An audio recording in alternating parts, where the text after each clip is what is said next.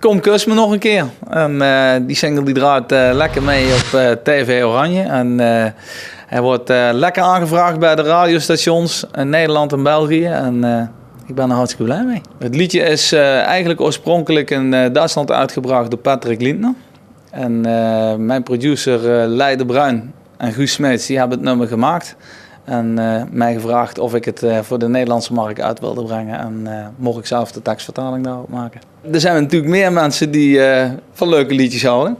En die hebben waarschijnlijk de Duitsstalige versie gezien. En we hebben niet van elkaar geweten dat we ermee bezig waren. En dan komt zo'n liedje bij 2 verschillende artiesten met een iets andere tekst uit. Maar goed, het publiek van Nederland mag zelf bepalen welke versie ze het leukste vinden. En natuurlijk hoop je erop dat ze voor jouw versie kiezen. Nou, ik ben ook druk met liedjes schrijven voor andere artiesten bijvoorbeeld. En dat gaat eigenlijk op het moment heel erg leuk. En ik heb onder andere voor Joost de Vries het Eind van ons Latijn de tekst van geschreven. En dus mochten er artiesten zijn die zeggen van hey, ik zoek nog een liedje. Kom maar even bij Hugo Peters, www.hugopeters.nl. En dan gaan wij even om de tafel zetten voor een leuke tekst. De teksten die ik zelf schrijf natuurlijk, die zijn uniek.